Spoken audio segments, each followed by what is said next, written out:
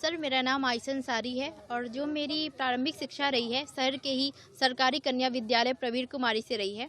इसके बाद जो मेरा ग्रेजुएशन रहा है शहर के ही जो मॉडल साइंस कॉलेज है उससे मैंने की है।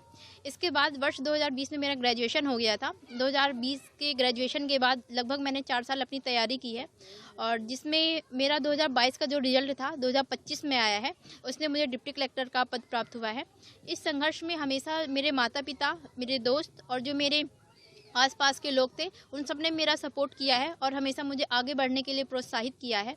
एवं सर, इसके साथ ही कहीं ना कहीं जो एक मुस्लिम समुदाय है, न केवल मुस्लिम समुदाय बल्कि हमारे समाज की बाकी सभी लड़कियां हैं जो शिक्षा के लिए कहीं ना कहीं इतनी रुचि नहीं रखती हैं, मैं उन सबसे यही कहना चाहूँगी कि अपने समाज को आगे बढ़ाने के लिए, न केवल मुस्लिम समुदाय को बल्कि पूरे समाज को आगे बढ़ाने के लिए शिक्षा एक बहुत बड़ा हथियार है आपका। उसे आप अपनाएं और अपनी जो घर की रूढ़ियाँ हैं उसको तोड़कर हमेशा आगे बढ़ने की ओर अपना जो लक्ष्य है उसको अग्रसर करें। और ऐसा कई बार हो सकता है कि आपको अपना लक्ष्य प्राप्त करने में कई बार असफलता का सामना करना पड़े, लेकिन आपको अपने लक्ष्य से भटकाव नहीं करना है, हमेशा अपने लक्ष्य के प्रति डटे रहना है।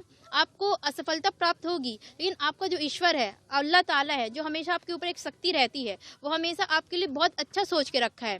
वो कहीं ना कहीं आपको एक बहुत अच्छे मुकाम तक पहुंचा सकता है। मैं सबसे यही कहना चाहूँगी। धन्यवाद। पापा आपके ऑटो चलाते हैं, किस स्थिति में आपको पढ़ाए हैं, उसके बारे में कुछ थोड़ी जानकारी? जी सर, जो मेरे पिता हैं वो एक ऑटो चालक है। उन्होंने हमेशा से ही मतलब मेहनत की है, हमेशा मुझे पढ़ाया है। हमारे घर की जो पृष्ठभूमि रही है वो भी इतनी अच्छी नहीं रही है, क्योंकि मेरे माता पिता जो शैक्षणिक स्थिति है वो भी निम्न रही है, परंतु उनका ऐसा सपना था कि वो लोग नहीं पढ़ पाए हैं, उन्हें मौका नहीं मिल पाया है, लेकिन उनकी बच्ची अच्छा कार्य करे और जो भी बाकी लोग हैं वो भी थोड़ा सा मुझे देख के मोटिवेट हो, अपने बच्चों को पढ़ाएं, तो कहीं ना कहीं उन सबका भी नाम रोशन हो, ना केवल एक मुस्लिम समुदाय के लिए बल्कि समाज की सभी लड़कियों के लिए प्रेरणा स्रोत बन सके। तो इसी सबके विश्वास था कि और मेरे माता पिता का सपोर्ट रहा है कि आज मैं डिप्टी कलेक्टर के पद पर चयनित हुई हूँ।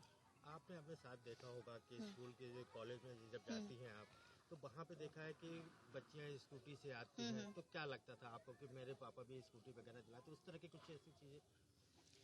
सर, मेरा मानना है कि यदि कोई लड़के स्कूटी से जा रही तो ऐसा नहीं कह सकते वो गलत हैं। कोई मोबाइल यूज़ कर रही हैं या कैसे भी है तो हम ये नहीं कह सकते कि कोई गलत है।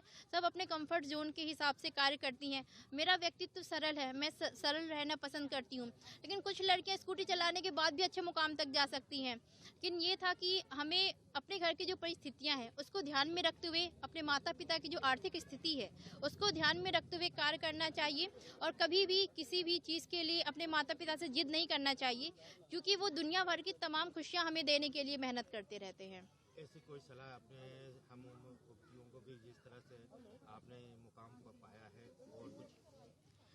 सर, मैं अपने जो हम उम्र के लोग हैं उनसे यही कहना चाहूँगी, आपका जो भी लक्ष्य है उसके लिए लगातार प्रयासरत रहिए, अपने माता पिता पे विश्वास करिए, अपने ईश्वर पे विश्वास करिए और जो भी आपकी जो भी मेहनत है उसको पूर्णतः प्रयास करते रहिए और अपना संघर्ष करना मत छोड़िए, क्योंकि संघर्ष का एक पड़ाव होता है सफलता। वो आपको जरूर मिलेगी, जैसे मुझे मिली है तो बाकियों को भी मिलेगी। और मैं इसके स्रोत हूँ, क्योंकि जो मेरी वो शैक्षणिक पृष्ठभूमि है वो भी इतनी अच्छी नहीं रही है, आर्थिक पृष्ठभूमि भी इतनी अच्छी नहीं रही है, लेकिन फिर भी मैं आज डिप्टी कलेक्टर के पद पर हूँ। तो जो अच्छी परिस्थितियों में है वो अगर थोड़ी सी भी मेहनत कर लेंगे तो और अच्छी जगह पे जा सकते हैं। आप इस पोस्ट पे पहुंच गई हैं, तो हाँ। आपका सबसे पहला काम क्या रहेगा कि किस तरह की स्थिति को आप फेस करेंगे? सर, जो मेरा कार्य रहा है मुख्यतः शिक्षा पे ही रहा है, क्योंकि शिक्षा की वजह से ही मैं यहाँ तक पहुँची हूँ। अगर शिक्षा नहीं होती तो मैं यहाँ पे नहीं पहुँचती। तो मुझे लगता है कि जो भी शिक्षा है, लोगों में अवेयरनेस फैलानी है कि शिक्षा एक बहुत अच्छा माध्यम है अपनी जो परिस्थितियाँ उसको बदलने के लिए। यदि आप शिक्षित हो जाएंगे तो न केवल अपने परिवार के लिए बल्कि अपने पूरे समाज के लिए एक रोल मॉडल बन सकते हैं, कि सभी लोगों के लिए एक प्रेरणा बन जाएगी कि अगर वो लड़की कर सकती है तो हम क्यों नहीं कर सकते हैं।